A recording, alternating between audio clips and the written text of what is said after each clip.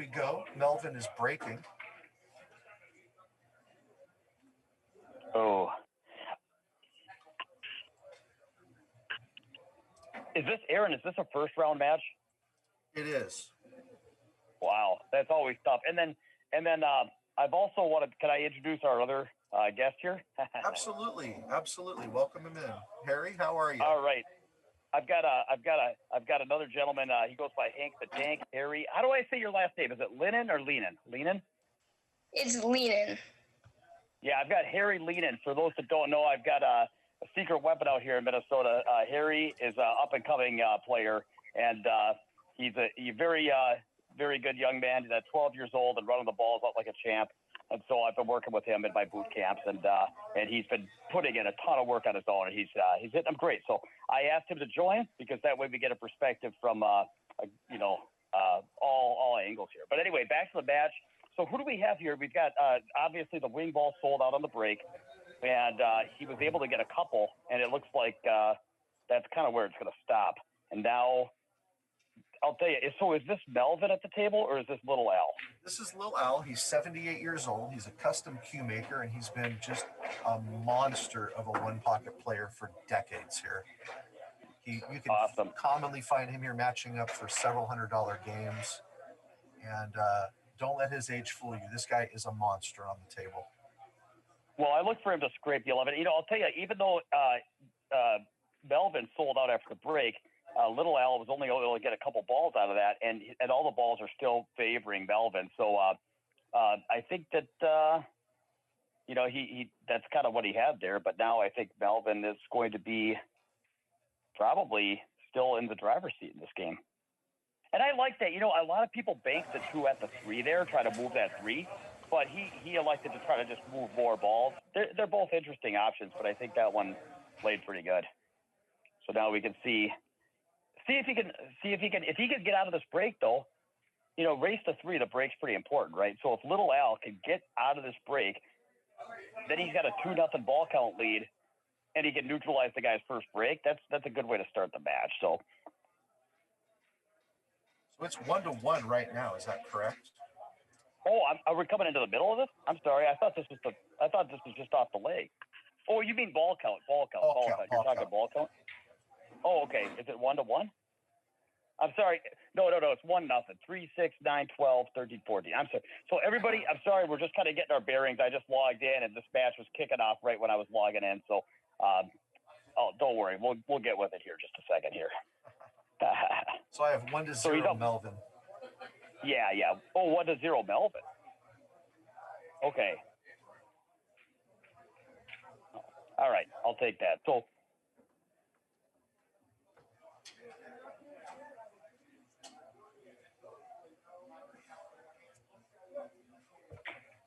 It's tempting to want to bank the 13 at the 3, but the problem is, you're not going to probably make it, and you're going to run into balls, and you might not be able to protect them. I think it's better to protect the ball you have, and that's kind of what he's doing. He's going to make sure that 3 doesn't go away anytime soon. All right, it's actually 1-0 Lil Al. My bad. Apologize for that. That's what I thought, because Melvin sold out on the break. That's why I was okay. Now I'm with it. I think we're all good. And again, here he could try to bank the 13, but it's hard to make. He's better off coming off the 12 and just protecting. He doesn't need to make a ball, and even if he does, he's only going to get 1 or 2. I mean, most likely. So it's better to just keep moving the balls away, neutralizing the break. Protecting the balls he has. I see where Little Al has earned his reputation. So in that same vein, what do you think he's going to do here? It's harder to protect the 3 ball now. He could scrape the 14, just bank the 14 to the end rail and back up towards the 1-6, and just kind of go with 1 or 2 rails to the bottom rail. But he might. He could also leave him in the top left corner. Although the guy might have a back cut at the 1. You got to be careful, I suppose. But it's possible that those balls doubled up. He's looking now. See, he's going up to the top left corner now to look to see if those balls are doubled up. I don't know. It might not. It might be a little premature to leave him up there. There's a lot of moves the guy can make. Even billiarding something like the 6 off the 14 from up table. Oh, that's a bummer. he just couldn't quite. That ball was a little close, and he had to twirl in behind it. But now we get to see Melvin running some balls. And how many go? The 8, the 1, 6, 14. It's hard to say. Probably the 11. This is a touchy one. He's got to clear the 6, but if he goes too far, he's beyond the 10. I might, if I were shooting, if any other ball went, I'd probably play shape on something different, just because you could clip the 6 here. You can get beyond the 10. It's a little finicky. So Melvin's reached for his bag. It looks like he's going to grab an extension, possibly. Yeah, he's getting his extension out.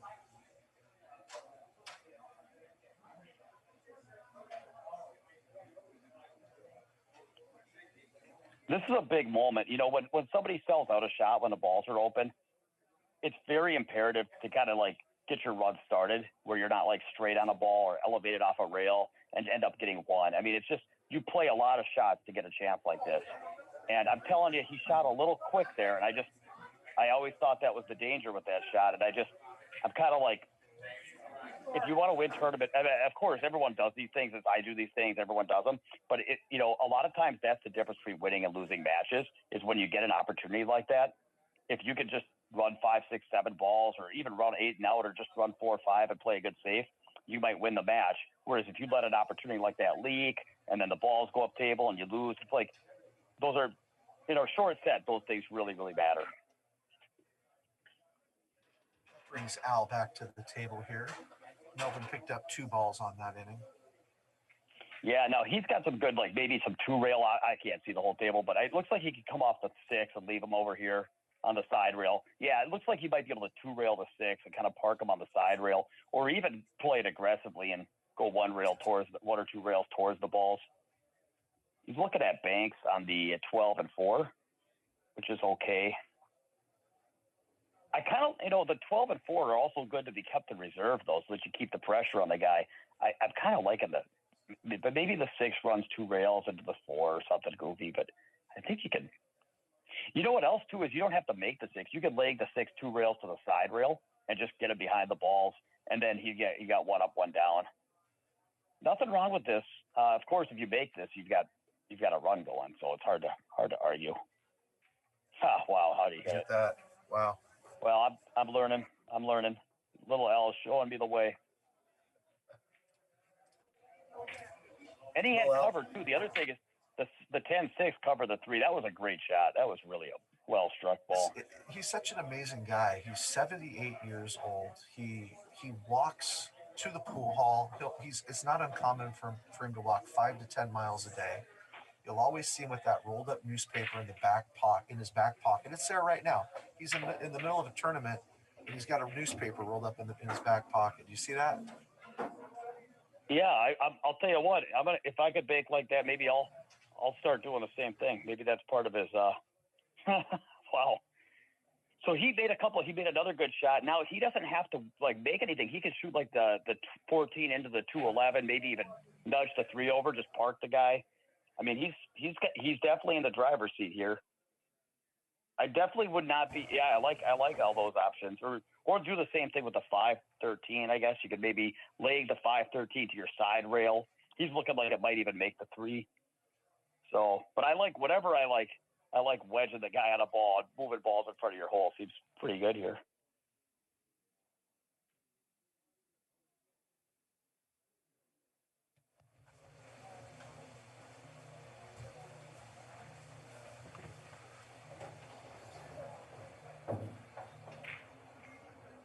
Wow.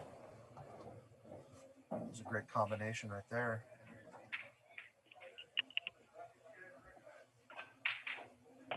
It's weird. Sometimes it might be better to just wedge the guy and put a bunch of balls in front of your hole. One ball. Let me ask you, Aaron, would you give up 1 ball to have 2 or 3 balls right by your hole and have the guy wedged? I think in this circumstance, I would. Yeah, I mean, you can never really fault the guy for shooting a ball in the hole. It's just, these are the things we think about.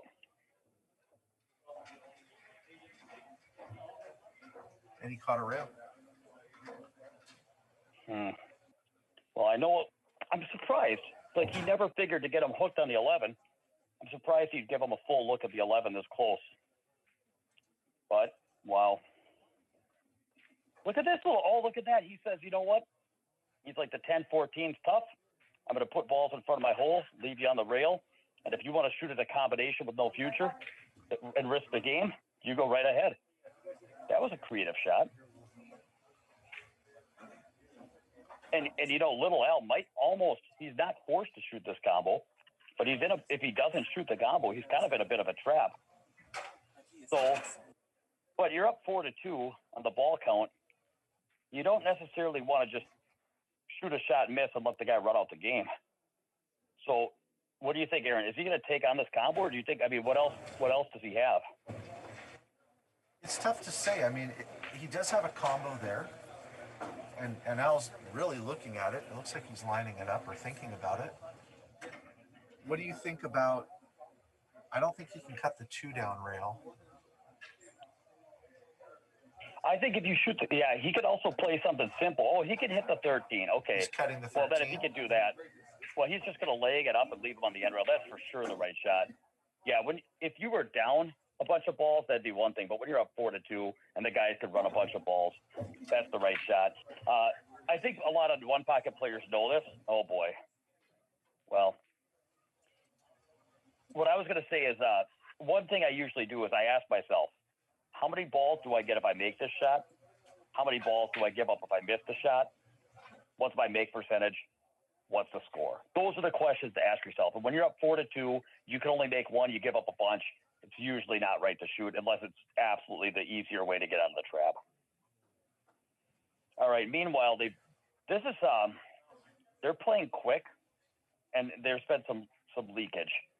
And this is, if I were these gentlemen, especially, you know, Melvin, I would slow down a little bit. Like he just got another opportunity and he shot so fast. I didn't have time to consider options. And if I don't have time to consider options, he hasn't had time to consider options. And after leaking away one opportunity and then scratching and giving away some opportunities, I would have put a little bit more care into this. I love that shot. He kicked that the tied up 7 there and the 14 out. And now he's in really good shape here to get from the 4 to the 13. Well, to me, it looked like he's freewheeling and something good happened. He caught a roll. I mean, it worked out well, but and now he's straight with the bridge again. I don't know. It's hard to know. To me, this seems like for a game of one pocket, this seems a little looser than I like to be. But we all have different styles, and there's a lot of way to skin a cat. And meanwhile, he's running the ball so.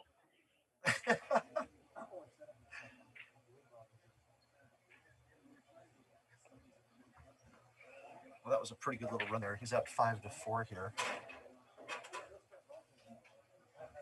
Yeah, and little Al's got a chance to take this one out. I think we're going to see him kick behind it. The tricky part is, wow, he's looking at like not kicking behind it, or maybe he's looking to see what he's going to leave and how deep he has to go. Last time when he tried to kick the 8 to his side, he didn't kick it deep enough behind it. So it's possible these rails are playing sharp, lively, and he wasn't able to really get in behind it. So maybe he's a little concerned about, only hitting half the 10 ball and selling out a shot. And if it's really close to frozen, so if you can't guarantee that you can get behind it, it might not be right. You can just leave him on the side rail. But if so he must have concluded that it's too risky. And that's fair. It's not worth risking the game to move a ball that doesn't want to be moved.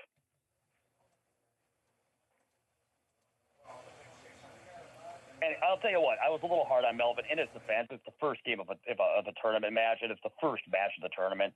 So it's sometimes there's a little nerves and you just kind of rush a couple things. It happens.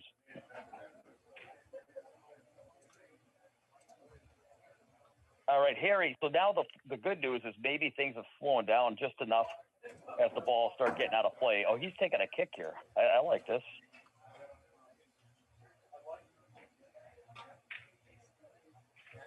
Yeah. That worked out really well. I think Al is going to have to. Can he take this ball out of here, or is he just going to kind of clip it and leave him right on the end rail?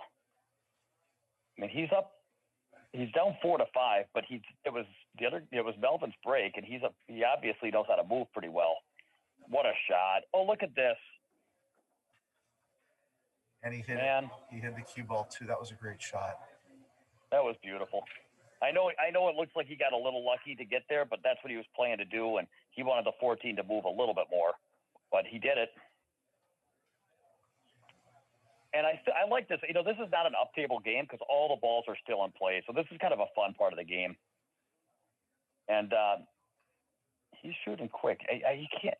Oh, is he? Oh, he's not at all worried about the 7. Oh, he's coming out of there far enough. Boy, I guess he had a bank to get it close, but I just feel like you're really leaving your guy close to the balls.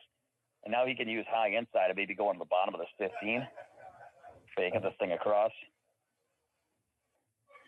Okay. It's pretty good. Yeah, I don't like leaving the guy that close. Yeah, I think leaving him that close was a little tough. But anyway, the balls are going to be going up table. Now, Harry, let me ask you, I'm sorry, you haven't really got a word in here. How much one pocket have you played, Harry? I don't play it a lot. I'm kind of focusing on like the rotation games and stuff, but I'll play it once in a while with my brother, and it's just okay. It's a fun game. It's a really knowledgeable game, and I don't know if I have that kind of knowledge in my brain. This is a good stream to watch. Then you're going to pick up a lot. And, the reason funny story for the listeners here, while we have a quick neutral lull here. The reason Harry is joining us, and I appreciate you having me, is I actually haven't seen Harry in a little bit. I like to get together and play. He has a family member that had COVID, so I couldn't go to his house and play. So I told him I'd jump on a Zoom meeting today and watch some pool. I was planning on watching some pool with him. And then when Aaron said that this tournament was going on and I was invited to do commentary, I'm like, well, why don't we just watch the pool live? So here we are. So he's just like all you guys. We're all sweating this together. So, all right. It's good to have still you here, 5'4". Harry. So, still 5'4". So Harry's 12 years old. He's about a Fargo 600 player. And Demetrius, you were saying he just broke and ran a 2-pack on you playing 9-ball the other day or recently, right? I'll tell you what. I'm torn between shouting about Harry from the rooftops and wanting to keep him kind of quiet as a little something for the future. But I think it's too late for that. Yeah, I'm a big Harry fan. He's playing real well, and when I play him, I don't feel like I'm playing. I just feel the same way as I'm playing any other top player. So it's pretty exciting. I can't wait until we start getting to go to some tournaments together. So. Yeah, that'll be fun. Pretty impressive, Harry. I understand that Demetrius beat you 5-4 playing that set, but man, that's really impressive. Demetrius is a pro level player, so congratulations on that. That's quite an accomplishment. Thank you. All right. Well, here we are tied up this 5-5. is cool. They both need 3 balls here. Yeah, I like the way they're sitting. Al's got him kind of positioned on his side now.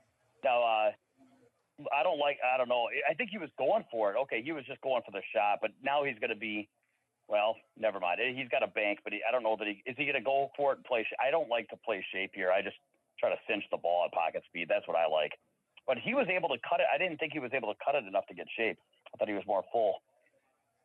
So now Melvin he's able to concede this ball. Okay, that's a good shot. If you could give this ball up here. And now this will be interesting. There's nothing that goes one rail. Is he going to do something with a 7? He could actually kick bank this ball. He could make this ball. He's just going to make it. That seems reasonable. And now the only thing is, let's see. I'd be tempted. I think you just got to move. Would you cross bank the 7? No. Nah, because you're going to leave too many moves. I think the problem looking up here is it seems like with that 7 in play, it's just hard to really. Wow, you got a good chance, but I just feel like.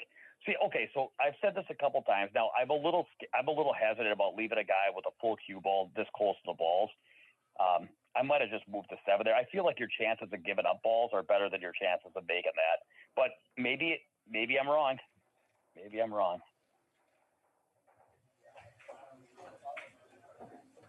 And now he's going to have to give up another one if he can even do that. I'm okay with this. The takeout might have been as hard as the shot, and it's hard but now I was going to say it's hard for little Al to get more than one off that, but if you leave it there and you can bank it, even if he can't make it, one thing that he might be able to do is lay the cue ball in the end rail, back cut, bank it near his hole, and maybe even play that cue ball up behind the 212 again, trap the guy some which way. And you don't have to be on the end rail either. You can do that, get the cue ball back to like a diamond or two off the end rail and cut bank it to, and go with high inside 2 rails up table. So there's a lot of ways that you could, instead of playing to make the 7, you could play for a trap on the 7. Or you could just 3-rail around for short side for the shave on the 12. Man, I'm going to have to get some more caffeine. I've called like 0 shots correctly, and these guys are showing me something here. That's pretty bold, though, because when that 7 is so close to the guy's pocket, it's a little bold to leave it there, and now we found out why. Everybody, if you're liking the stream, please follow us. We're new to streaming and we're growing, so we appreciate all of your support.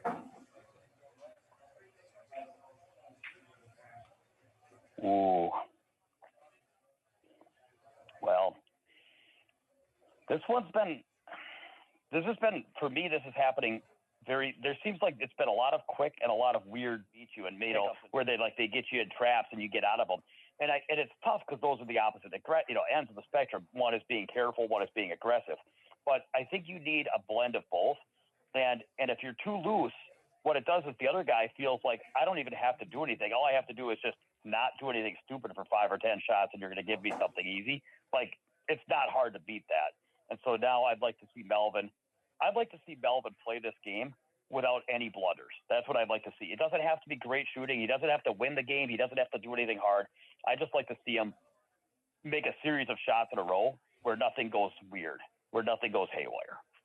That's what I'd like to see. And he's so far so good. He had a really good shot there.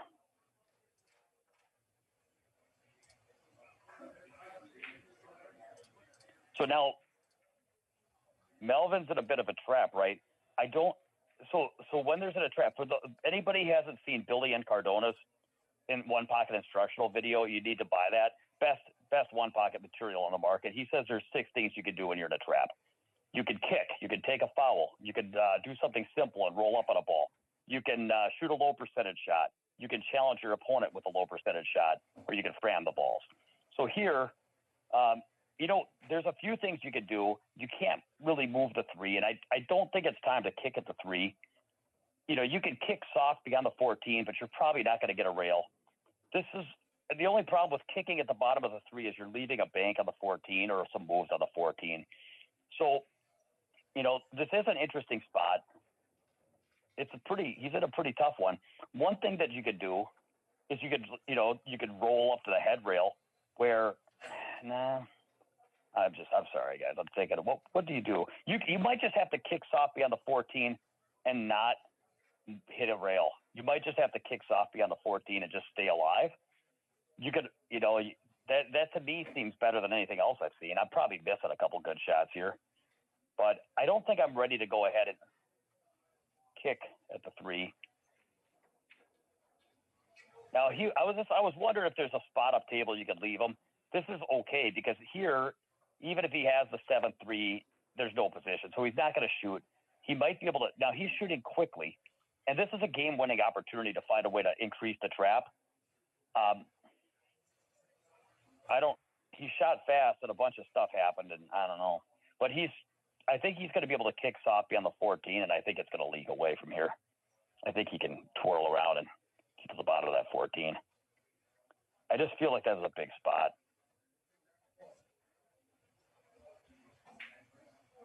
Maybe not, but maybe he can't.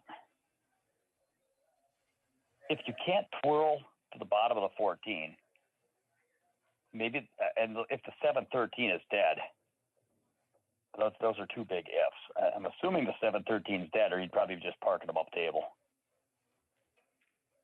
Yep, those balls are wired. So you might have to kick. Now is the time you can kick two rails, head rail, side rail, and chip either the set. Because if you hit the 7 or the 13, you're in good shape. So if you can't get to the bottom, I kind of like the kick shot. You can't. I'll tell you, I don't really like leaving those balls dead. It's not going to be good. So. Okay, I don't know. I would be kicking here. So here's the thing: is you're sitting. Look at the line of the cue ball to the middle of the head rail. If you just shoot straight to the middle of the end rail, it's going to come down exactly on the same line, and it will tick. Yeah, now we're talking. Now we're talking. Maybe I needed to raise my voice a little. Al could hear me. That's right. Just center the end rail. Just tick that 13. You don't even want to hit it hard enough to scratch. You don't need a rail here. You don't need a rail. What you need is. See, I wouldn't have hit it that hard, and I'm sorry that I didn't mean to like jinx the guy, but I wouldn't have tried to get a rail there. I would have just rolled it to just play to the balls and bump. And I'm guessing that's what he was trying to do, but it's just a hard shot to control the speed. So I'm going to give him credit. I'm going to give him credit for knowing he didn't need a rail and just hitting it a hair too hard. But I think that's the right shot there. And even though he sold out a shot, if those balls aren't dead anymore, he doesn't have to run a whole bunch here. Now it's going to be hard. He's going to make the 14. How do you get shape? If you play with high ball, you're going to come off the 13 at the corner. If you play with low ball, you're sticking there. So he's just going to settle for trying to make a combo. And yep, now yeah, he's elevated shooting a combo, but he's sitting pretty good on it. Okay, so we got 3 out of that, and maybe the 11 still goes, or he can maybe make the 11-3. Or is this where he aborts and sticks them on the side? This is what I like. If you can't make a ball for sure, just bank the 12 out of there, stick them right, Mickey Mouse them on the 10-2. Where I come from, we call that Mickey Mouse of the guy, wedging them so there's a ball, like 2 big Mickey Mouse ears on the cue ball. That's right. That's what I wanted to see from Melvin. I mean, that's what I wanted to see. He made a few balls, and then he just kept nice and calm, left the table as a strong favorite. Good shooting. Good shooting, Melvin. That brings Lil Al back to the table here. Yeah, and I think this is a standard 2-rail kick at the bottom of the 3 ball. Now, they are playing with the 3-foul rule, so you do have to be a little careful, because if you kick 2 rails at the bottom of the 3 and don't get a hit, you're on 2 fouls. And now the guy could kick 1 rail, put you back right here again, and you're on 2, and that's a scary spot to be. So there is some value here to not taking a foul just to get off 1. And plus, Melvin can't. It's a little touchy for him to keep you at this side of the stack. Even if he's able to get a legal hit here, just that little extra wiggle room. Now little Al can shoot these balls and leave them in the top left. Do something here. What's he going to do here? It still might be kicking 2 rails at the bottom of the 3. Seems pretty reasonable. But now you're not on 1 foul anymore.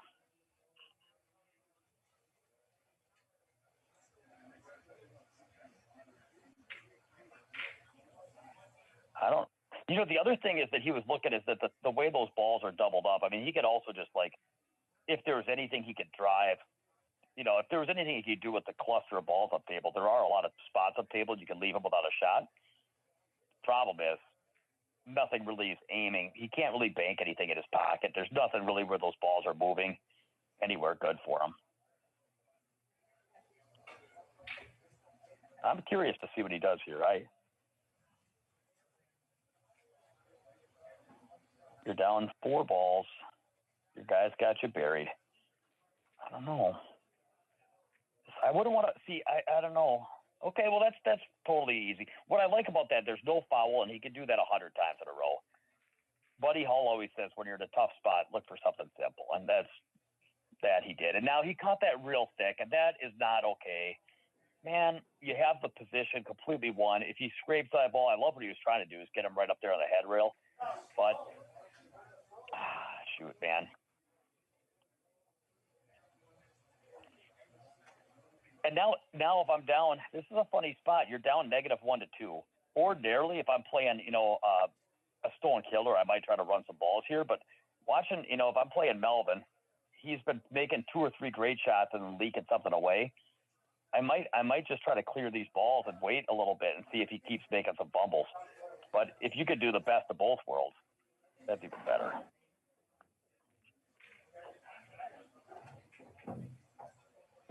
he made the ball. And that's one. Now, he's got to remember one's going to spot up. I don't think that's going to change his decision. I think you got to play this combo at pocket speed. But it's important to remember that that ball's going to spot.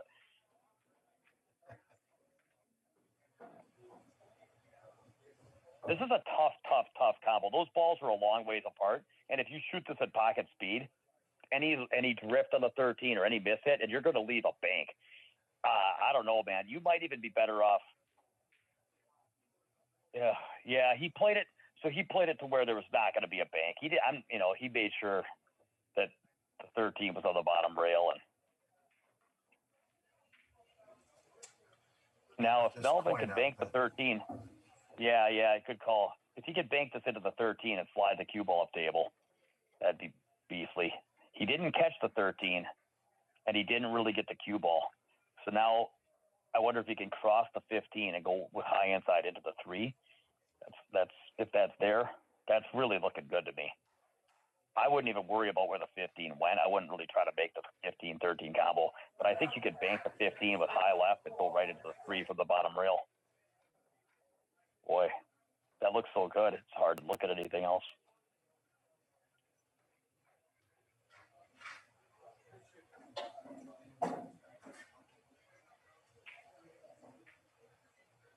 There's so many options. It's always interesting to see from the player's perspective, right? Because we're looking from our camera vantage points, which Lil Al doesn't have. So he's now starting to walk around the table a little more here. Yeah. Well, the other thing about that shot I'm talking about, the 15 cross corner going one rail to the 3, you're leaving the cue ball down table right next to the balls, but that 13 ball stops a lot of balls from going. Now, he's looking at comboing, maybe giving him the 3 and playing the 15 across, or taking both balls out. You got to hit the 3 thin. Oh, he was... Well, he knew where the cue ball was going, and he knew that everything was tripled up. So he obviously had a good feel for that shot, and he played it pretty well. And now the way the 4-1-14 are sitting, they kind of go and bank in both pockets. So you got to be... Wow, he bet on that shot. Nice shot. He's a hell of a shooter, this Melvin.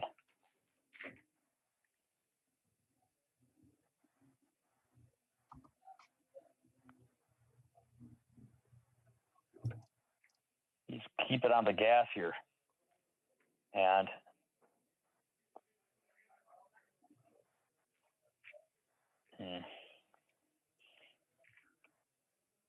does he have it, Aaron?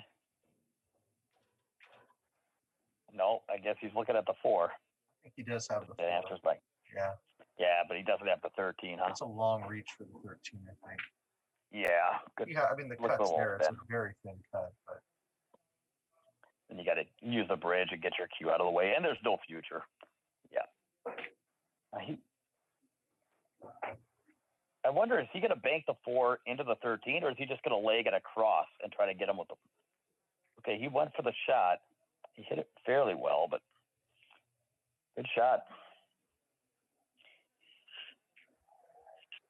Now, this is awkward. I might even concede this ball coming off the 4 and just give it him the 13. Or he was able to take him out of there. Wow. Great shot. Way to move that ball.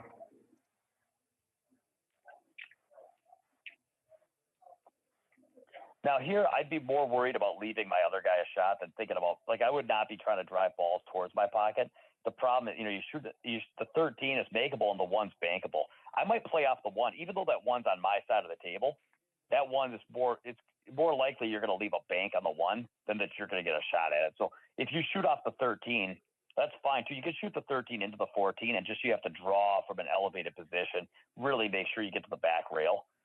And it's not, I don't know that the 1's going to win you the game. So it's a lot easier to come off half ball hit off the bottom side of the 1 with the right spin. It's really easy to play good speed and park them right on the end rail. If you shoot the 13 into the 14, that's fine. But you really have to make sure that you go through the ball and make sure you get at least to the bottom rail. Nothing wrong with that. That's fine.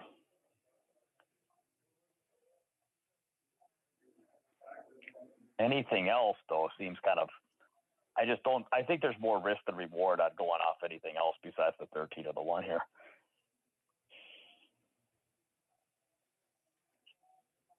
So if I'm hitting the balls good, I'll shoot the 13 into the 14. If I've made a few mistakes and I've been struggling, I'll come off the 1 just to cinch it up. He's playing them up to the top left corner because he's like, well, you can't shoot the 11 because there's no position, and I'm going to double you up on these balls. But it's like, I don't really know that there's a ton to protect here. It seems like a lot to but you know what? I don't know. Did you shoot the 14? Did he give up the 9? Well, no, the he's 9. Coming down for No. The 1. He's coming down for the 1, maybe. No, I thought. He's reconsidered. Yeah, now. But he's like swiveling around. Look at, he keeps changing his mind. Is he going to get off the shot and do a pre-shot routine, or is he just going to kind of swivel around and? Okay, he's just playing it safe. He's up 3-0. He's playing safe. He's just going to start driving balls up table, I guess. At least then.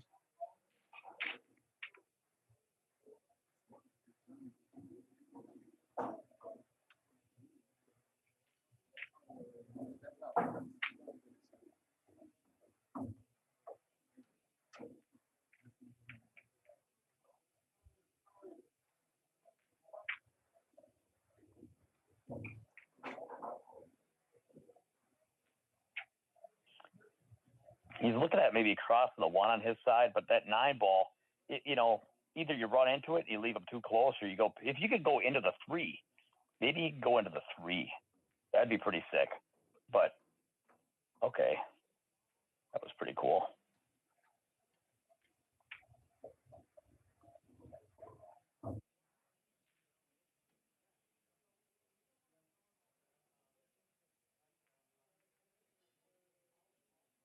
Ooh.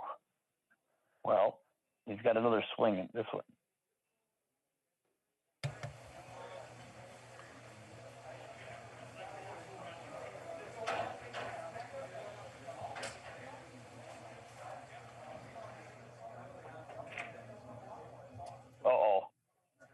Oh no, that's like a triple threat.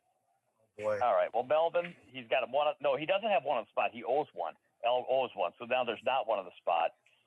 It'll be interesting to see. I'm assuming he's going to shoot the combination here because it's so hard to get on another ball just off that 13. So yeah, he's going to cut the 9 into the 13. I like cutting this rail first, guys. I like cutting this into the side rail first. That way you know it's going to lay on the end rail and you're going to have a shot. If you catch this ball first, yeah, that's what he did. Look at that. Very nicely done. And that way you know you're getting a shot at that ball. And now I might try to get on the 1 ball here because there's nothing else to get on, and you don't want to be in a spot where you leave that ball for later, and that's what he's done. But a little far, so I guess he's going to just bank this on his side. Is this he's trying to? Yeah, he's just going to settle for moving that ball. I thought the 1 would have been a better ball to move sometimes, but maybe that's good too. That's good too.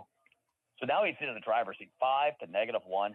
He was down 1 game, so this is a big game.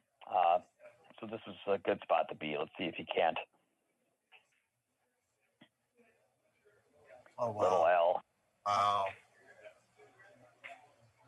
Playing on these tight diamond pockets. 4 1/4 inch pockets here on this 9-foot table, guys. Good to know. Yeah. Now he's shown me he's made some great takeouts. There's a few ways to do this. Is he just gonna? What's he doing? He's not even worried about the 1. He's just taking that. Oh boy. Fortunate little carom. I know that L's going to be down 5 to -1. You know he's going to go for this, and I think he's got to go for the bank, right? He's got to go for the long bank and just bury the cue ball in the back. Yeah, I think you could I think you could pocket speed this and just kind of drift it maybe towards the 11 or into the rail, into the back of the 4. You might give up a shot, but you can't really be worried about that. Hopefully, you can hit the 11 or the 4 and keep the cue ball. And yeah, he's going to now. It would have been tough to do a lot of balls with that, but if he cut it enough to make it, he might have gotten on the other side of the 2. So, do you play the 2-8 combo here, or do you go defensive? No, you're up 5 to -1. All you have to do here is just stay awake. You don't want to get too cute. It's a little tricky to move these balls here, either one of them. I might even contemplate cutting the 12 onto my side because you could even run into the side of the 1 or get past it and go up table. So I don't mind crossing the 12 here. good shot. Great shot. Ricardo, And you don't even have to. Ricardo, we just received your donation. Thank you very much. You are in the raffle for this beautiful $1,200 Jacoby custom cue. Who else wants in? $5 per entry. Nice. Thanks for supporting the stream, guys. All right, so little Al, yeah, because he doesn't need to shoot the combo because he's down. He's up 5 to -1. He just has to clear that ball. He doesn't even need to get the 12. He just needs to get the initiative. He's not playing to win the 12 ball. He's just playing to win the initiative so he can clear the 1 and everything's happy. Like here, I don't even think I'd look at the 12. I would just stop on the 1 and bank the 1-2 rails onto my side of the table up on the third diamond, park Whitey and just say, hey, I'm up 5 to -1, just like this. I mean, this is keeping it real simple. He covered it so he can't even shoot it directly. And now Al could sit there and say, yeah, well, I could just roll the 12 up table and park you on the side rail, but see, Melvin, that's fine. He wants the balls up table. You're forcing your man to shoot the balls up table here.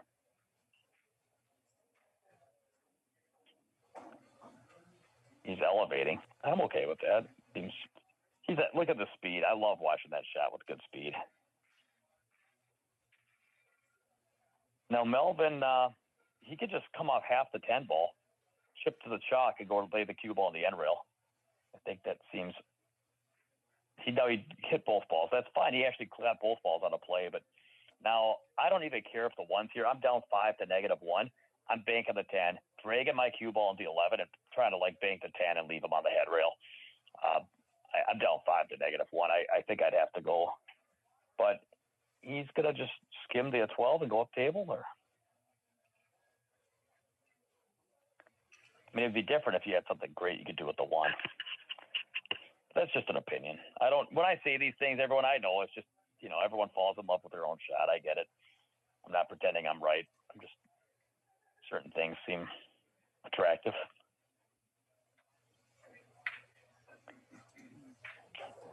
One thing that Grady Matthews said, even if you're not going to shoot the bank on the 10, you ought to look at it and study it and make your guy sweat. Because if you're willing to get down and study it and make your guy sweat, he'll start, even if you don't shoot it, he'll start giving a little bit more thought to where he leaves you. If you just don't go for stuff, then it's like they start getting loose with where they leave you. Grady was a big proponent of, shooting at a couple aggressive shots and looking at some spots and making them sweat in their chair a little bit, because then you kind of keep them on their heels a little bit. So anyway, in memory of Grady, one of my favorite commentators of all time.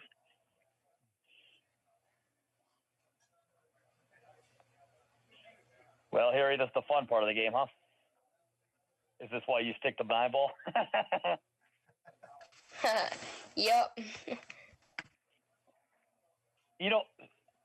One thing, and I did, I don't remember if I was doing, I think I mentioned this in the podcast. I was watching a match with Chip Compton and Roberto Gomez when they played a couple months ago. And one thing that happened was that Chip was playing real ABC, pretty well ABC 1 pocket, like basic conservative, nothing aggressive. And Gomez was going 3-4 innings, and then he'd do something kind of silly and fell out. And so in spots like this, it's really easy to feel like you can't win, nothing's going to happen, there's nothing to do. And you feel like you have to make something happen. And you have to resist that desire. So I came up with the 25 rule, which is when I'm at a spot like this, I no longer feel like I need to try to do something that's going to lead to me winning. I just try to go 25 innings without doing anything stupid. And if I can go 25 innings without trying something and having my cue ball zigzag into a side pocket or selling out some kind of straight in shot, if I could just go 25 innings without doing anything stupid, odds are my opponent will beat me to it and do something stupid before I do. That's what I've seen. Is I just want to just keep my senses and not get too impatient and not get too careless. Impatience and carelessness are not good here.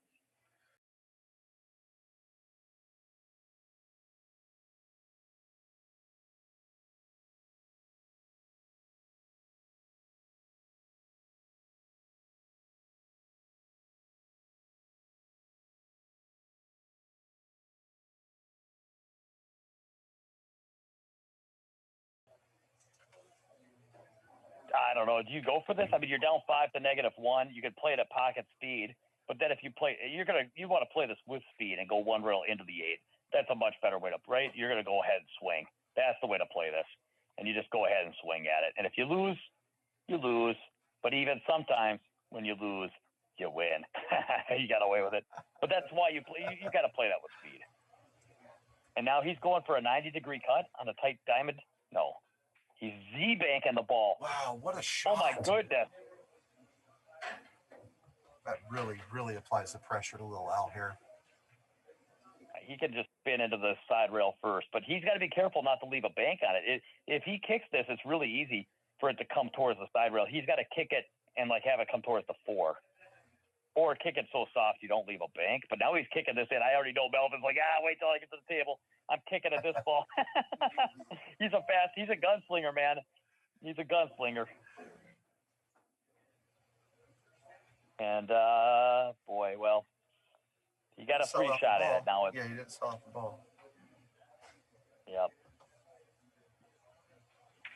He could shift this on his side and go up to the top left corner as we looked at the screen from the bottom rail. He could cross this over towards the 4 and maybe go up into the 10-ish. Nah, he's saying none of that. Get it out of there. Yep, nothing wrong with that. All right, I think Melvin's going to take out the 8 and the 4 here. You can hit 8 ball first, then 4 ball, double carom. Oh, see, that's fine.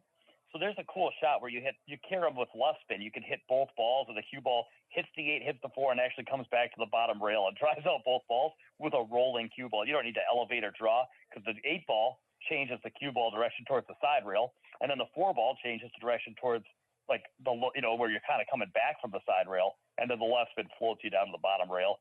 But this way, but then again, if I did that, you might have left a bank on the 1. So he just said, I'm not leaving you any banks. Maybe he likes the 4-8 there because they block the bank lanes. So Melvin's showing me something. He's saying, you know what? You rotation players, you guys are just thinking about protecting against straight-in shots. But us one-pocket players, I got to guard against banks. And, just when you're a newer one-pocket player and you're playing lower-level players that miss banks, you sometimes get a little complacent and think you can get away with that. But then you go play good players that rifle those banks in on you, and you remember, oh, yeah, that's actually, if I drove both balls up table and left the bank on the 1, maybe I'd be selling out there. So that's a good point. Melvin taking me to school. See a cross bank here. He's the 1 rail, long rail there. Boy, you're up 5 to -1. The guy's got a bunch of. Why is he making balls? And then he's tying them up, and then. Yeah. But when you've got a big lead, I'm just surprised. But whatever, no big. I mean, this is not a blunder. It's just he's got his plan, and you know what? To be fair, it was simple, and he was able to execute it 100% of the time. So when a guy does something foolproof, you could never really say it was a mistake or even a bad shot.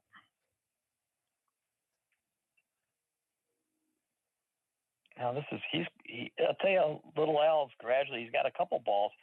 So the question you got to ask yourself is if Melvin scratches, how many can I run as Little Al? And it's well, I could run 2, 3. He wants to keep maneuvering the balls into the open to where if by chance he wins a shot, whether Melvin blunders or scratches or whether Little Al comes with a shot, he's trying to maneuver the balls to where they're runnable and he keeps the initiative. And I don't think that one worked because now he wasn't intending. Sold off the 6. Yeah. He's going to leg this in. Tough shot off the end rail here.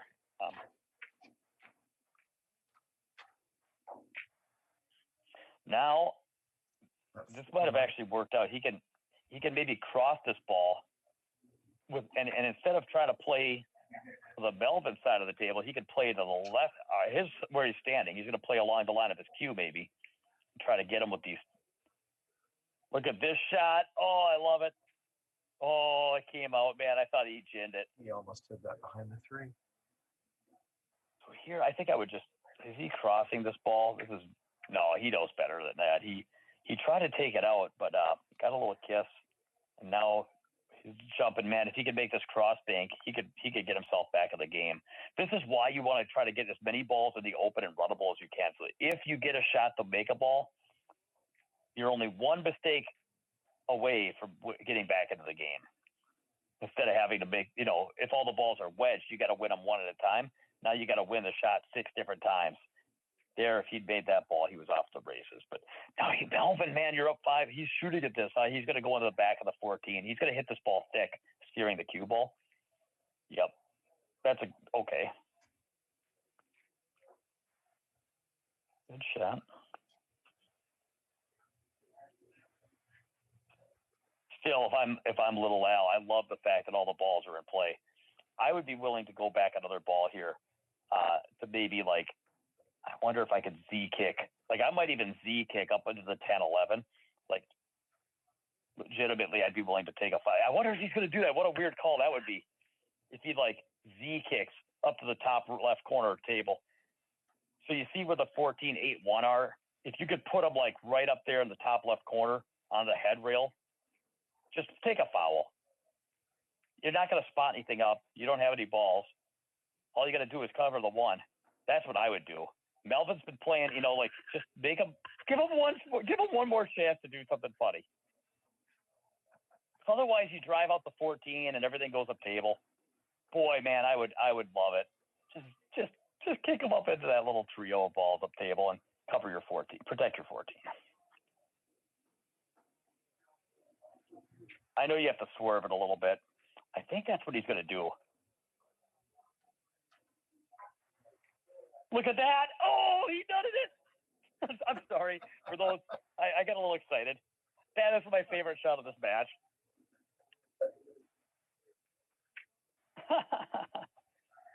Oh, this is a good shot, too. But I'll tell you what, now, Little Al. You can see it, though. You can see part of it. But it's close. But look at this, though. That 11-2 got dead, man. Oh, that 11-2. He can make that 11-2 from anywhere on the head rail. Oh, man. If I'm Little Al, I'm hating life right now. If those balls didn't get dead, I could just fake this 12, stick me on the 3. But now that got Melvin out of the trap, man. And unless you could shoot something, and now I'm getting excited. Unless you could shoot something into that 11 from the other side, maybe you could like chip the 10. Maybe you could shoot the 10 one rail into them, try to mix them up and keep the heat on. I think you got to stay to the offense though. Maybe you just got to bank the 10 and make them earn it. Shoot the 3 rail first off the back of the 14. I don't know. What a big turn of events. First, Little Al comes with the greatest kick shot I've ever seen. And then Melvin gets that 11-2 completely dead. And then he shoots this rail first combo, comes with a shot. This, Aaron, this is the match 1 of the tournament. I'm already calling it. That might be the greatest. That might be the coolest exchange that we see for a number of matches. 78-year-old Lil Al, guys. How's he hitting them? Well, he needs more than this. He needs to get on this 1 ball and get the 1 and the 4 and then kick and take out the 2-11. If anything less than that would be kind of disappointing. But he's in gear now. And after making that combo, he's got to be loving it. Oh, man. Oh, no. He's a little straight on the rail. A little bit of a gut check here.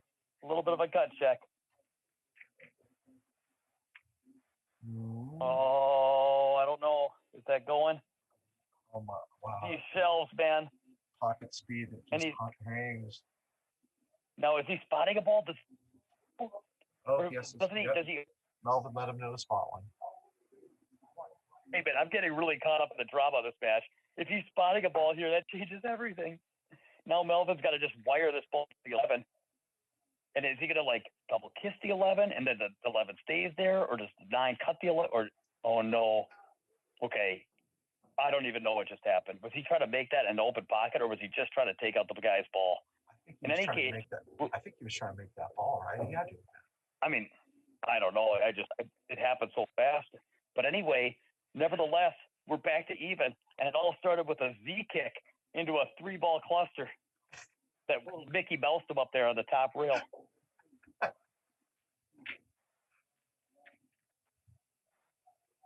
Wow. I'm a big fan of Little Al.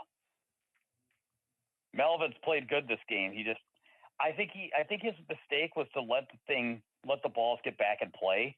And there was a couple times when he brought balls down table, like pocketing balls and leaving balls down table, where it's not that it's just then all of a sudden Little Al makes one great shot, and all of a sudden you kind of lose a 6-ball lead with one shot. And up 5-5. But okay. And that's not insulting Melvin. That's actually giving him some respect and saying he hasn't played poorly. He just, Little Al made a pretty brilliant run there.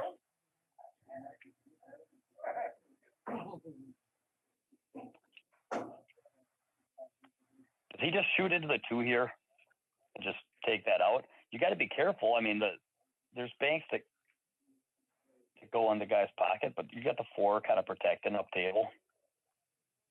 Or does he he's looking at, you don't need a 2-rail this ball. The 15's kind of in the way. You could bank the 9.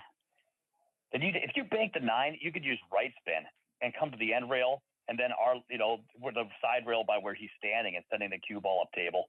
If you're going to bank the 9, that's the way to play it. You don't use inside. You can just swing around with outside. But I like this kind of move into 2. Oh, he left a bank. Not if you're going to leave a bank on the 9, though. That did not. He was hoping to kill it a little bit more. He's not playing, and he's leaving him on the head rail. I guess that's great shot. Wow. Now he's just chipping something, or is he making this ball? Okay, that's fine. Wow. Let's try to corner hook him. All right. Melvin, good job. He kept his cool. Little Al hit a little flurry, and Melvin just kept his cool. Getting no reason to panic. You're still ahead on ball count.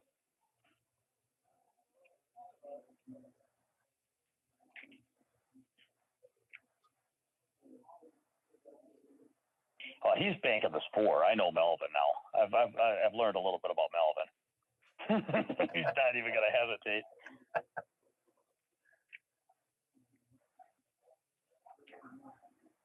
Oh boy, that was I don't know, man. I don't think. Okay, well, so now does Little Al just give him this ball? I mean, it's hard to give the guy a 7th ball. Do you ever take a backup to 2? I don't think so. Not from this den. So I think if that ball, can you get behind this ball? He's going for the 2. He overcut it. He overcut and it. Now he can play shape for the bank on the 2. You just play this ball rail first, let the cue ball just drift to the end rail, and then you get a free chance to win here. And little sad for Al after making that, hero comeback, but you want to be a pool player. I'm sure, he's played pool long enough. He's got his share of heartache and tears. And that last bank can be so hard to make.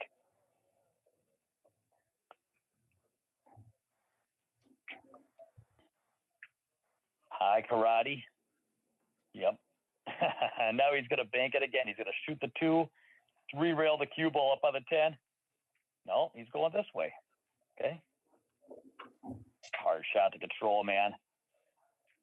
And he played to overcut it and he played the cue ball back up table. I wonder if that's what he was doing the whole time, because I don't know. It looked like the ball never had a chance to go, and he was pretty safe. So he probably played mostly on the safe side there. I learned a shot there. When you have a 1-rail bank like that, you can 3-rail it around and play the cue ball to the head rail. I guess I've done that when the balls are on the foot rail, but not usually. I don't really think about that when they're on the head rail. And now Melvin can either take a low percentage shot at the 2. I think you got to clear the 12 here. Because if you pop at the 2 in your corner, well, maybe you can leg it at your corner at pocket speed and leave the guy on the other side rail. You're always a little worried about leaving a cross bank, but the 12 blocks the cross bank. So, I'm sorry, guys. I got the pockets fixed up. I thought he was cutting that straight in. He almost clipped that ball to stick it in. All right, well, I was kind of. Is he going to swing at this? He's got a free little attempt here. It's only free if you use like 2-rail speed and bring your cue ball to the side rail, back across table, and then all the way back again. You'd have to hit this like a hooking left, low left, and like whip it around, and then you only get one if you make it. I don't know if that's, but then you can't hit. Is he just going to shoot this into the 12 and take him out? Nope. He found the right shot. What a good shot. I didn't even see that. Just nice, simple. Generally speaking, if you could do it 100 times in a row, it's pretty good. Melvin's crossing this ball, cutting this ball, and played good cue ball. That's the main thing there. Is he? Look at this. Oh, did he sell the 10? Oh, come on, man. Oh no. I would look at. I wonder if the 2 you could make the 12 rail first coming off the 2, but I wonder if you could have made that coming off the 2, clipping the 12. I don't know. Doesn't matter. Is he going to 2 rail this, or is he going to take out the 212? I think a 2 rail, right? You got to come 2 rails back. But the problem is, you can't stop because then you'd sell out the 12. And if you go forward with the cue ball, does the cue ball get in the way? And then these balls are right, but the guy only needs 1. I think he could kick behind this or take both balls out okay. Well, this is interesting. He can 2 rail this, but it's coming too long. It's going to the side rail. All right, sorry, I guess is that short? It's going to the side rail if he shoots this. So do you even shoot it? Or do you 1 rail it with a ton of inside and zigzag your cue ball? Oh, he was trying to hit it that didn't work. But it didn't sell out, so that's what matters. Now he can take out the 12. If you're Little Al, man, you don't want to give up here. All 3 balls are in play. You don't have to force the action.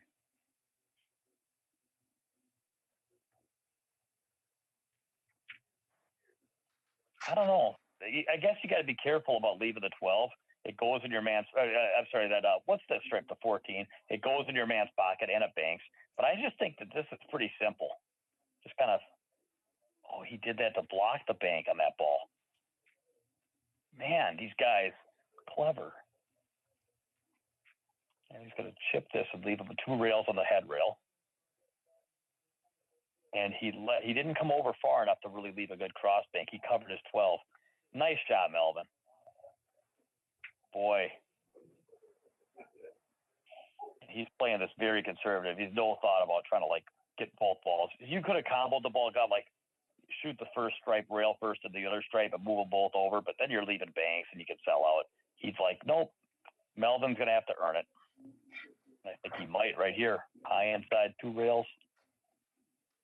Not quite. It's tracking. Oh my goodness, I'm wrong. It looked like it was going to the side rail, but Melvin. What a All right, Melvin's breaking. Now he was able to really build a good position and then earn some balls last game. He's going with the last ball break.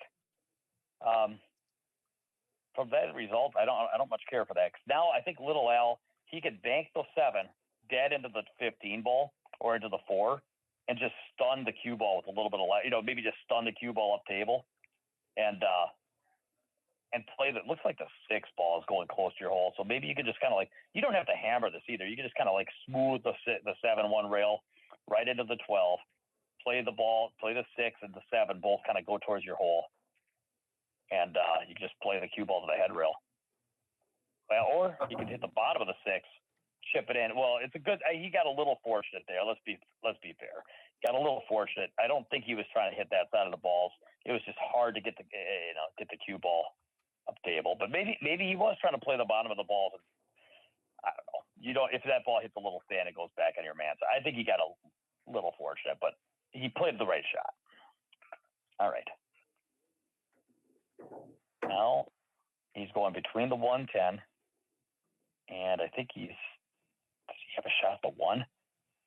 It's a touchy little speed shot. Now can he get on the 10 here? Little Al, he's going, he's running. He's got to pop this one with a stun run through. It had the stun. It didn't have the run through. Okay, but now I look for him to watch him 3 rail the 10 onto his side and park him in the rack or something. He's gonna. I'll tell you what, Dimitri, your passion for one pocket, it's infectious. It really is.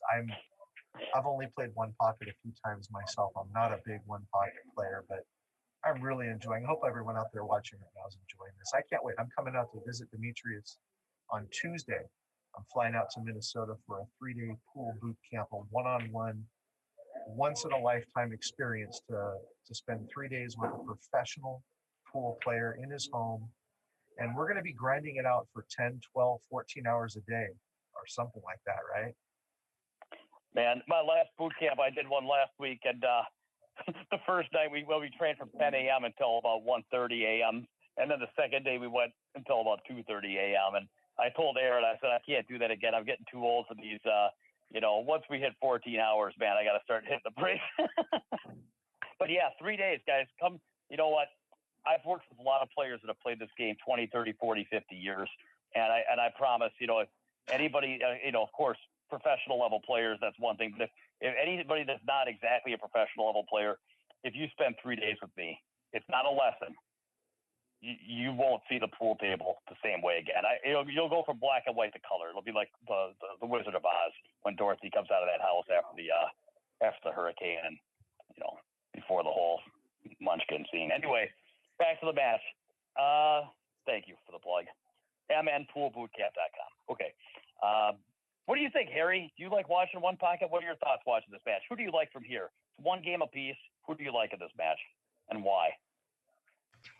I don't know. I mean, I guess Lil Al is he's up 4-1, so I mean he's got a little bit of an advantage over Melvin. And after the last rack, that Z shot, that was amazing.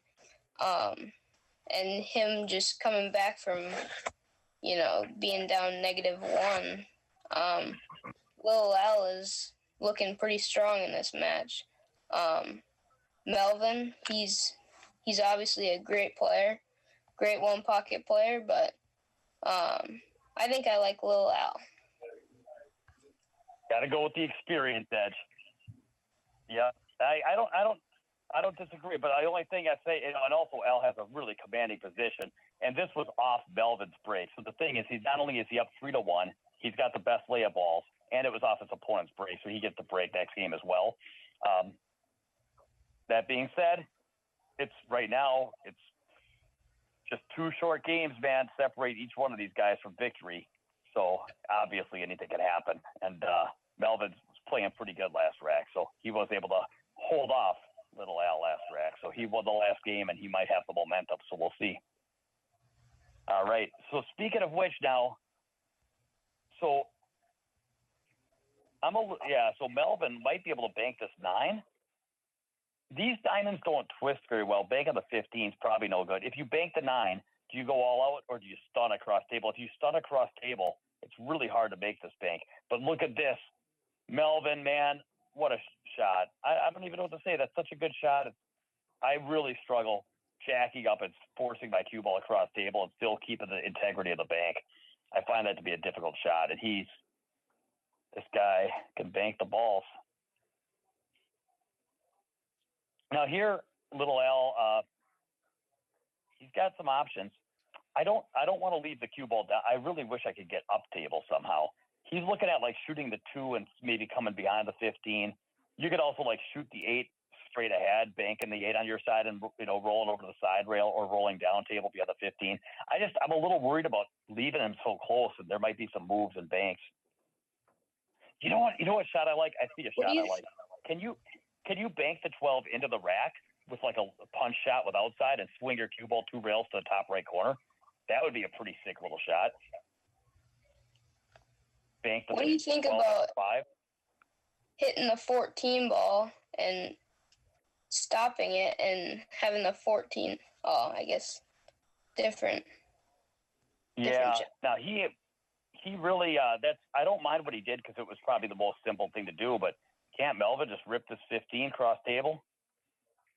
You could either bank the 15 in your pocket, or you could even bank it. He's going to bank it. The only thing slowing him down, there must have been somebody shooting on the next table, or this ball would have already been in the subway. You don't mess around with these. Man, I don't know.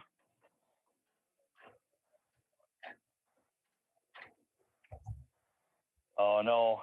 He fanned it a little bit. Okay, that's fine. Al's got to give it up. And look at this. Melvin's got his lead back.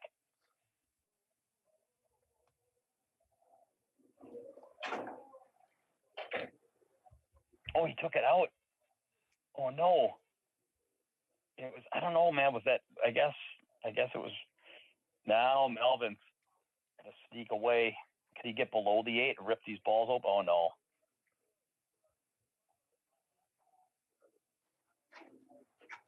Just a different style for me. You know, Melvin's shooting good. I'll tell you what, I don't shoot quite that fast, and I probably don't make quite that many like little errors, but I'll tell you what, I don't make some of the shots that Melvin makes either, and he's really hit some great shots, and it's fun to watch, man. It's fun to watch kind of a free-flowing, high-gear one-pocket game, especially with a guy like him. Okay, that's one. And now, you know what I like here? Instead of doing anything with the 12, like banking the 12, it's hard to make. You're probably going to miss, and then the guy takes it out, and you're back to nothing.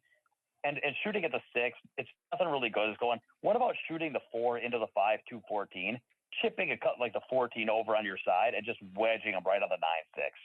Little risky because maybe the 4, 5, 2, 14 pushes the 11, which pushes the 9, and maybe opens up the balls a little bit. The other thing is he could shoot, I wonder if he's looking at this, you could shoot the 4 into the bottom of the 5, like cutting the 4 into the bottom of the 5 and sending your cue ball up table. I like that a lot too. But that was a pretty creative shot. He tried to billiard into it. All of those are good options. Here, though, he's not welded to anything, so he's going to bank the 11 and come off the 5 to the side rail. And, you know, he might be able to run out here. So I kind of like the cut where you drag the cue ball up to the top right corner. That might have been the right shot. Get him, you know, keep him away from the balls where if you're going to leave them near the balls, here's a little lesson for y'all. If you're going to leave somebody near the balls, they better be frozen to something. Because if they're not frozen to something, believe me, they're going to find a way to send something in their pocket.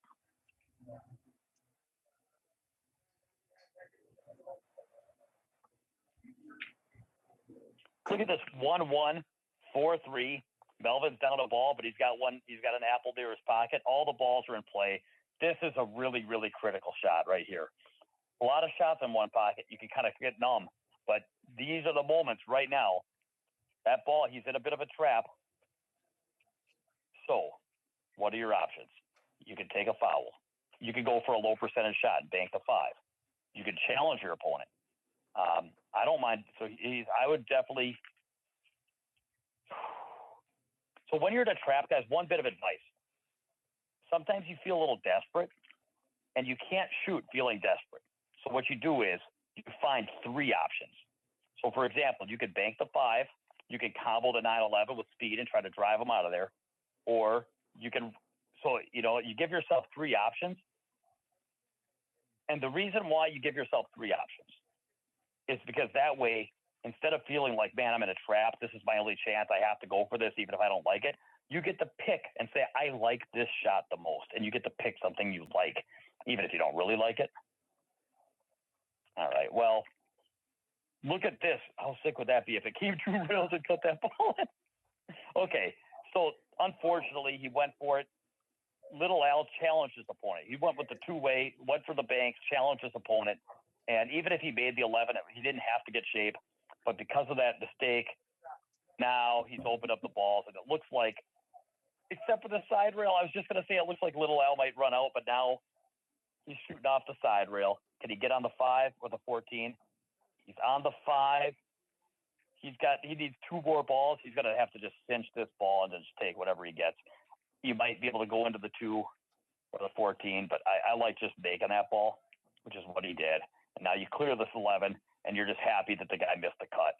Because if Little Al made that, if Melvin had made that cut shot, this set might have gone the other way. That was a pretty big inning.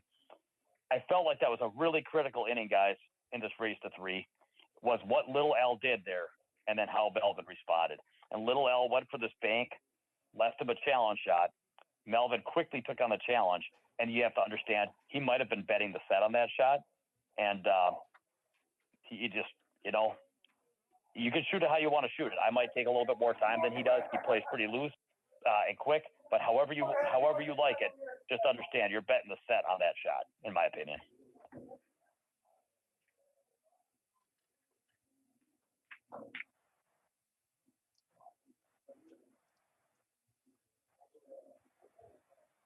Now I say that doesn't mean he has to forfeit. There's no rule that says that you can't come back from 7 to 3. But if I'm up 7-3, as much as I like to play conservative, you can't go into nit mode. And if you can lock this 12, I might have to float this 12 and go to the bottom rail here. Play to overcut it so it floats the end rail. Or that, undercut it and get it out of play. But now, okay.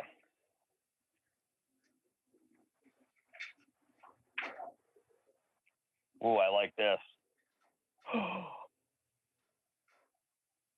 Oh, man. Melvin's not going quietly into the night. He's all the balls are still in play, guys. 7-2 can be overcome when all the balls are in play. Whatever you do as Al, you can't open up the 14-2. So what do you know what? I mean, what about, this sounds crazy. What about shooting a stop shot on the 15, 3-railing the 15 up to the top right corner and sticking them right there because the 14-4 doesn't really go. And even if he makes some 3-ball combination, because you get the 15 up table and the 2-14 are locked up, now the guy's having to come with some 3-ball combo to fight to get 2 or 3 balls, and you try to protect your lead. Is that silly? What do you guys think of that shot? Stop on the 15. Do you see anything better? Well, the 11 ball's very well protected here, and I know Al is really trying to do everything he can to make that ball. To move which ball? The 11? To try to just get the 11 out of there, yeah. Yeah, but I mean, I wonder if he's going to shoot a cross stop bank at on the 15. 15. No, did you hear what I said? Just a stop shot, 3-rail the 15 up by those 2 chalks to the top right corner. I mean, if you look at it this way, if you can't take out his 11 from here, then he can't make his 11 from there. But he's going to try to play the 12-4, cross bank the 4, and put some heat on his man. And I don't know. He was hoping. I don't know. I like my shot better. I'm going to die on this hill. I thought I was, but you know, it was a hard one to see. That's why I'm so proud of it. It's because it was one that it was actually pretty hard to see. So now Melvin's going to bank this 2 into the 11. I don't know, man.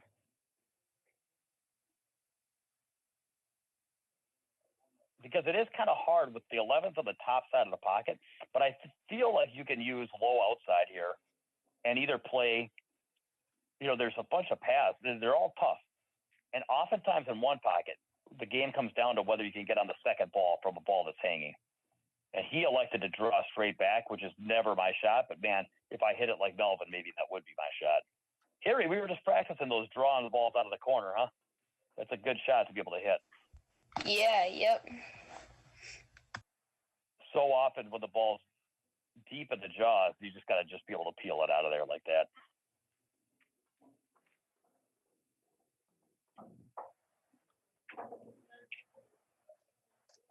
Okay, high ball. Is he going to cinch this ball? I like rolling this ball in a pocket speed and then banking something. I think try to pound this ball 4 rails. Yeah, I don't agree with that. I think that, boy, I mean, I know he got to the 4 ball there, but trying to use low outside and zigzag through the gap on the 4, it just to have this cut. I think you just cinch that ball and then go for a bank. Because if you left your cue ball down on the, towards the end rail, you can back up, bank that stripe towards your pocket, maybe even get him with the 4. And you need 2, you're in the driver's seat, and you still have a chance to make the bank and run out. So I don't know, man. I thought that one was a little bit forced. But nevertheless, now is little Al going to take a bank at the 4 ball with high ball and send his cue ball to the bottom rail? And I don't think so. If you miss the 4, maybe the guy could win. So I think if you're Al, you want to just get all the balls out of play.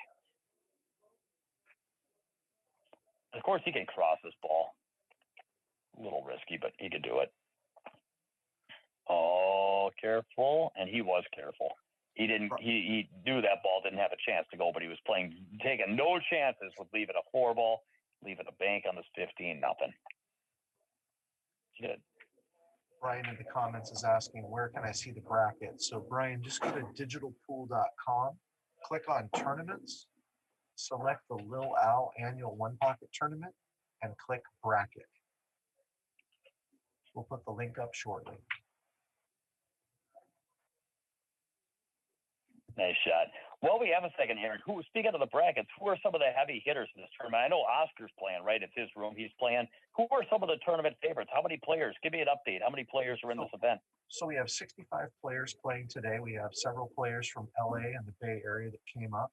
Spencer Ladden is here. He's one of Chris Robinson's sparring partners. Lives in L.A. I know. Yep, I know Spencer. I met him out in Virginia. Yep. Foch Garcia is here. He's a really high-level player from the Los Angeles area. We have Skippy Nakakis. He's a local favorite. Of course, Oscar Dominguez, as you said. Chris Romanato is probably a guy that's looked at pretty favorably. Did Bart Mahoney make it today? Jeff Gregory's here, of course. You can never, ever forget Jeff Gregory. Jerry Johnson. There's a few. Rudy Estoque. Bryce Avila. Paul Dorsey. Bryce Avila. Bryce Avila. Okay. Bryce Albion. Oh. Walt Dorsey. Ooh. Walt Dorsey's here. We got a little kiss there.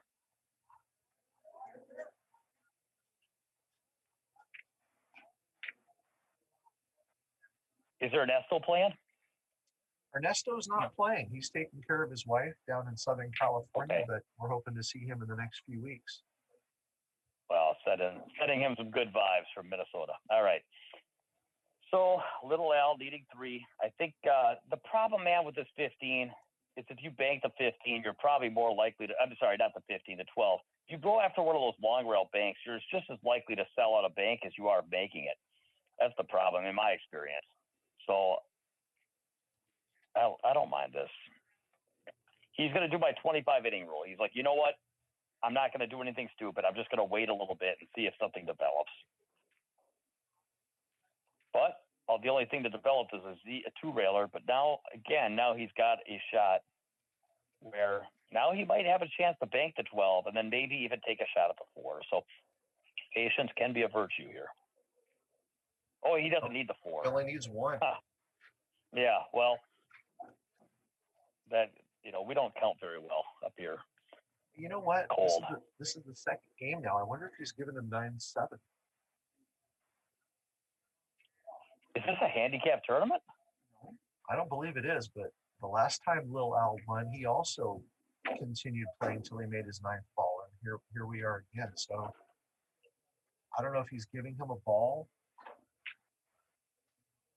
We'll have to get some information on that behind the scenes because this is the second game now that Lil Al's done this. Oh my gosh, that ball almost went in. He was trying to 3-rail if that ball goes. Little Al's got a spot shot for the win. In the meantime, he could roll the 15 in and put a ball in the spot if he wants to. Or he could just clip this ball, I guess. But I don't know. I might just. Yeah, I'm very confused because if Melvin's at 5, how does he get 3 from here? What happens if he makes the last 2 balls? They just kind of shake hands?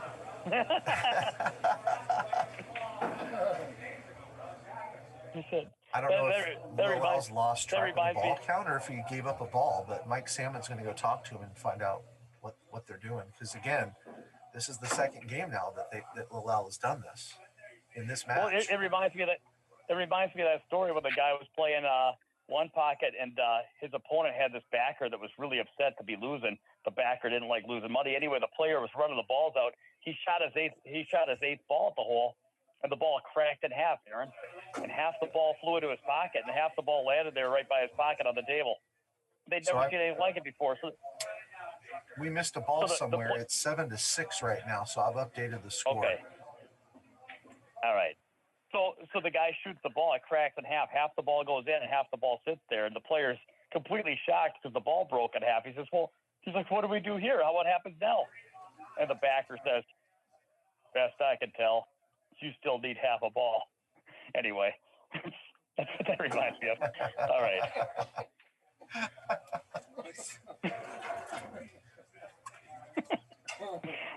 Cool, man. Good stuff. So Melvin, much in the hunt. Is he trying to cross the 4-ball man? Oh, no. Uh-oh. All right. Well, Little Al's got to take a bank at this 4. Uh-oh. He's deadly. This ball, he's going to bank it to the end rail side to be safe. No, he went for it. He went for it. He didn't even think about two-way. He's like, I'm giving this ball 100% attention. Anyway, lucky to have him here with us. Okay, so we got Little Al is breaking the balls up 2-1. He's just won the last game. You got to feel like he's got the momentum.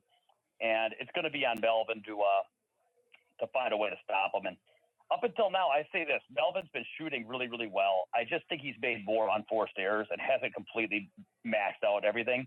But that can change, man. He's a good enough player that if he could avoid, oh boy, but now he's in a trap. How do we get out of this break, Melvin? Well, not so easy. Well, the first thing I see is the top left corner. He's doubled on the 7-3. And I'll just tell you, he's shooting very quick. And now I know he had a plan, but I think that there's some spots that are too important to shoot that quick. You got to look at more than one option.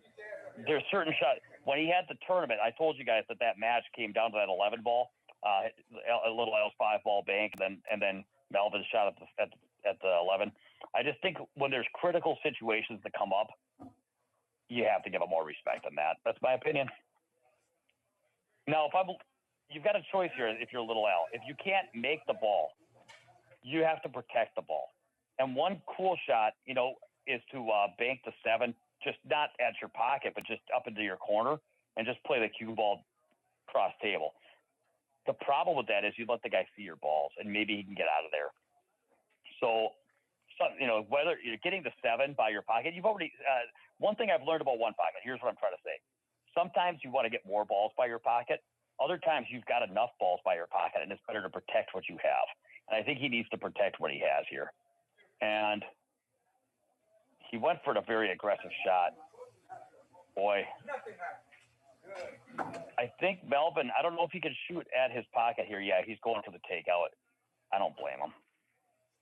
Uh-oh. But I don't know, man. Melvin, I have respect for you. You're a hell of a fine pool player. If you watch this, I would encourage you. Like, I think if you want to win tournament matches, I think you have to, pick stuff that, when you're in critical situations when you're in a spot where what you do could cost you the game. Not every shot, not all the time. You don't have to be a grinder. But when you're at a spot where what your shot selection and execution could win or lose you the game, in those spots, I think you have to take a deep breath, consider a couple options, pick one you like, and then give it some respect.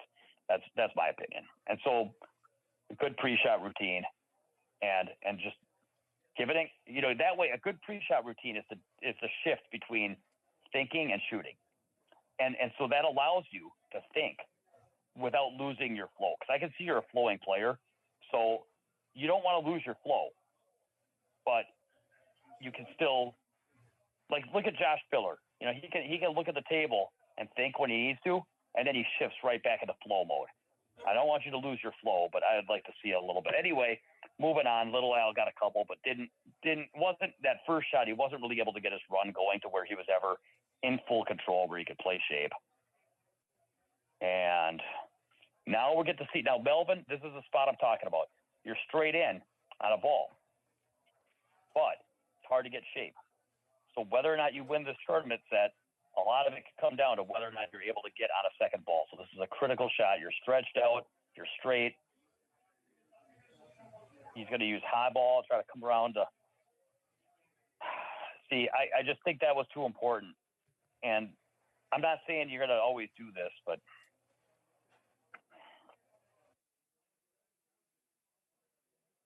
I don't know.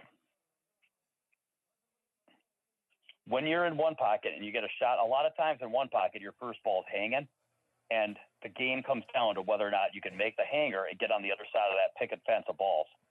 And that's such a critical spot. And it's easy. You're playing safety for 20, 30 innings. You're kind of in a sense of, and then you get a shot like that, and it's just, you got to realize that it's not like all those other shots you shot. This one really, really matters. But okay. He made that ball, but that's a little hard luck. He made a good shot, and it's just got to be frustrating for Melvin. That one's, I feel for you, bud. But now little Al still needs 5, and he can only he's got 1. He's got to go on up. Can he get on the 8 ball? Maybe go to the rail and just float past it? Or does the 311 go? Maybe he could go all the way up by the 7, play the 311 combo. Right. Clayton Cole just made a donation. Thank you so much for your generous donation. Clayton, we appreciate that. Okay, he went 2 rails, and he's either going to shoot the 8 or this 311 combo, which may be in play. I was wondering if that was in play. Or he's just taking balls out, protecting this lead. I don't know. Boy, I guess you can't really shoot the 8 here, so you're over the 7 ball. So he can just bank this towards the 8, go to the end rail. All right. Well, I'll tell you, man, Melvin's had a really good chance, and now it's just hard to be down 4-1 and driving balls up table when you were just straight on with the balls you could run. You really wish you had that one back, you know. But okay, we got to draw a line in the sand. Got to forget the past. The most important word in pool, Aaron. Next. You got to just move forward. So. I'm little L. I'm just trying to get all the balls up table here. And this is good because now Melvin has to keep driving balls the wrong way. And now this is that shot where I said you could double carry him. You could shoot off the 4 and off the 11 and kind of play the cue ball back to the bottom rail. But, does he have, okay, he can drive out these balls too. That's fine.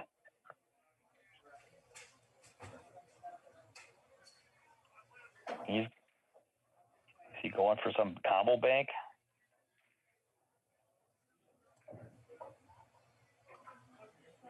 Well, Bilal's going to like this. Yeah, that might be that. If he can put this one down and get shape on the 14, or especially the 3, would be even better. That could be a game if he could get on the 3 ball. Oh my goodness! And little L, boy, reprieve here. Because I'll tell you what, man, and I'll say the same thing to little L. I mean, that's such a big shot. You make that ball, the tournament that's over. But if this guy can pick off a couple balls on you, it's back to and win this game. Now you're hill, and he's breaking, right? I think Melvin's breaking on the hill, so it's just that was such a big shot, man.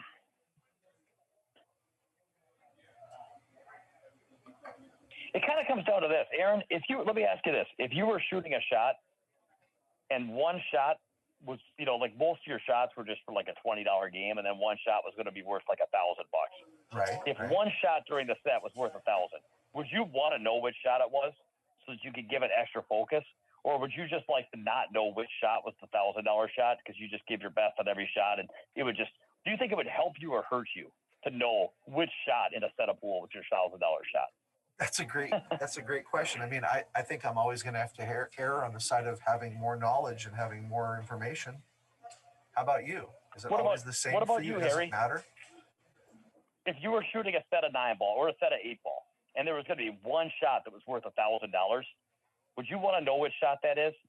And do you think that would help you or hurt you? I would probably want to know what it is, and I mean, I think that it would help me because I could probably practice it. I don't know.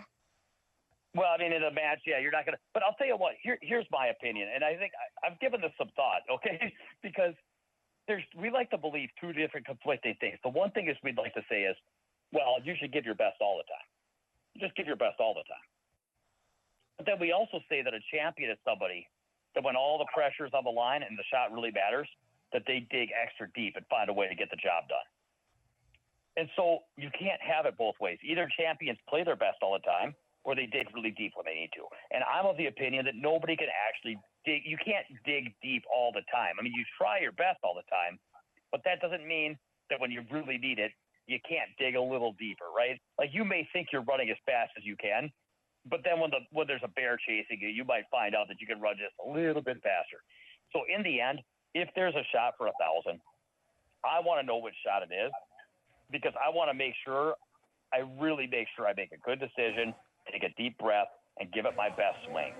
And it's like, I feel like when you're playing one pocket, there are some shots where most of the shots in the tournament are worth 20. and then there's a couple of shots that are really, really worth the whole set. And I'd like when you recognize which ones they are, and here they are. It's when you're in a trap and it's 1-1 and the guy's got a chance to run balls if you give him a shot. That's a big shot. When your opponent sells out and you have a chance to make a ball, and whether or not you can get on the next ball in the run can make or break your tournament. That is a big shot. Those are the $1,000 shots. And when I recognize those shots, for me, I would like to see other people recognize those shots and give them a little bit more priority. That's it.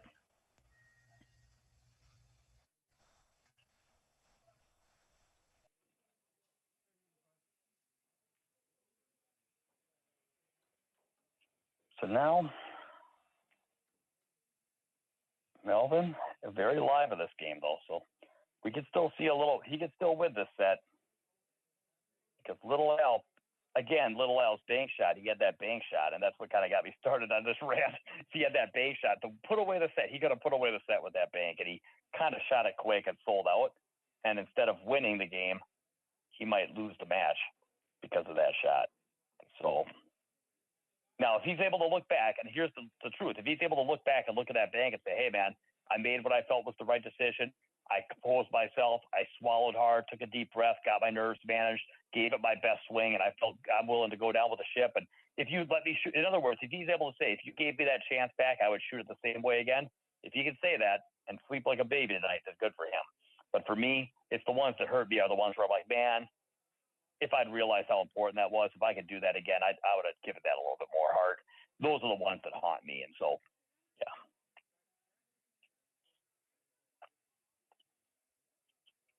Now, I think Melvin's got a little edge here with being the first to get the cue ball on the foot rail while all the balls are up table. The danger, you're shooting from so far away, you can't really do anything that's hard to execute. The last thing you want to do is scratch. It is. Oh. It's real turquoise. Oh. The last thing you want to do is scratch, sell out a shot, sell out an easy bank. So you've got to kind of pick something here that's foolproof, but you're shooting from 9 feet away off the rail. So what are you going to do? Is he just going to roll on the 11? I don't blame him for taking a minute. It's interesting. He's taking a minute here. So let's.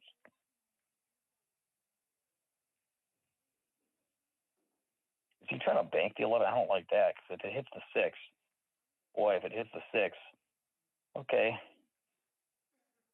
He hit it easy.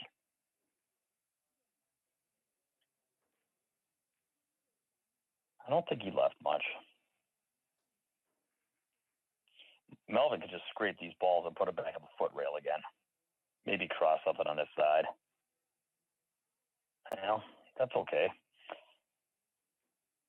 He did not leave a cross bank. Now, there's a fun shot here. You know, whenever you're straight on a ball in the other guy's pocket, you can actually two-rail this ball 2 rails towards that lone stripe. I think it's the 15. And you could play your cue ball with left spin, like 1 rail towards like the 8. Or even you could even draw your cue ball up table beyond the 4-7 and just hit half the 6 ball and take it out. But I know Al enough to know he doesn't want to have to do anything that takes any kind of tricky execution. So you could just kind of hit the far side of the 3 or roll up on the 4 or something. That's fine. Maybe chip the 4 and the 7. Maybe double carry him. Boy, I like the double carry him. That's dangerous what he just did. He sold out. He could have gone off the left side of those balls and just double carry him. And, okay, well, now Melvin's probably the favorite. He's going to make this ball, hopefully. And, yes, nice shot. Nice shot. Now he's a little full. I don't think he can really play a lot of shape here. So you can't miss this ball trying to get greedy. Just make this ball. Oh, boy. I'm taking a deep breath. You know, I don't have a horse in this race, but that's the second time he's missed the ball and sold out, trying to get – it's like the dog with the bone looking at the water with the reflection, that Aesop's fable. You know, when the guy gives you a straight-in shot, you have to leave the table as a favorite. You can't give it back right away.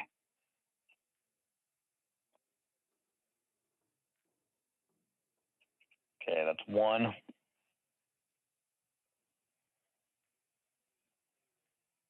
I wonder, this is a fun shot. If he gets the high inside this one, high inside 2-railer, hit the end rail, side rail, other side rail, get up to the 7.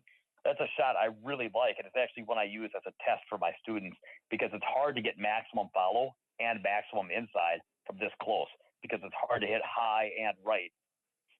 But you can draw it, I guess, if you're maybe he's not on. I thought he could get to the end rail here with high right, but maybe he's on the other side of the ball or something.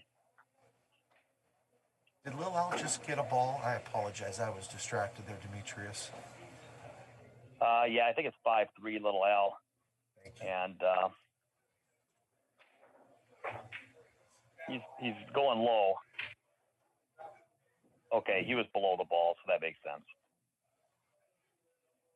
Now from here, I don't know what he can do. I thought he didn't really give himself any. You maybe just play off the 7 and just play super safe. You know, I mean, you could thin the 7 and bring him all the way up table, but maybe the guy does something with the 3. I might just do something real simple here. Oh no! He hung it. Did he triple kiss a ball by his pocket and then corner hooked him? Is that what just happened? I'm sorry, Melvin. That's not right, bro. That's not right. After what, he shot a loose shot and got rewarded for it. Now, if I'm Melvin, I'm steaming right now, and it's really hard to make a good decision. But it looks like he did make it. I mean, he left him over the 3. I don't know.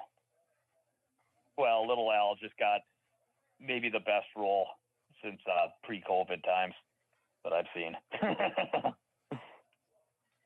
I wouldn't shoot over a ball. Really? Why don't you just why don't you just zigzag the 12 and play the cue ball across table or anything? I would not want to shoot a soft rolling line table shot from over a ball. If you can level off, that's one thing. But you don't want to, if you're up 6-3, yeah, you don't want to.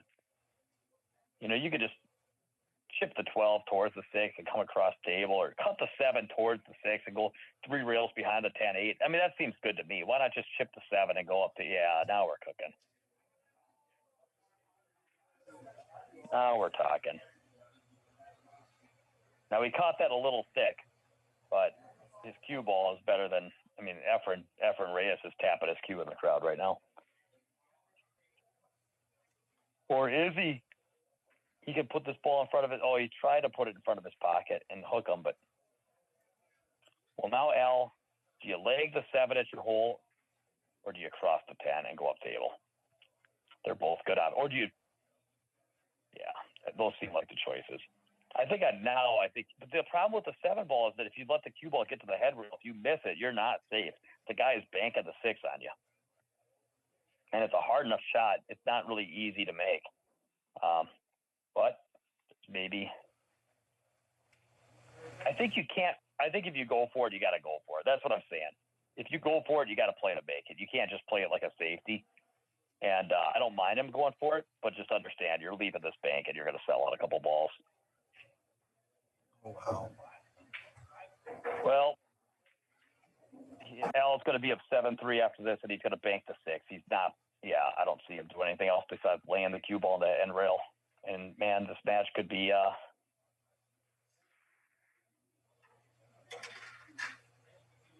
Oh man, he shot that left. Glad that straight rolling tables here at Hard Times. I'll tell you that.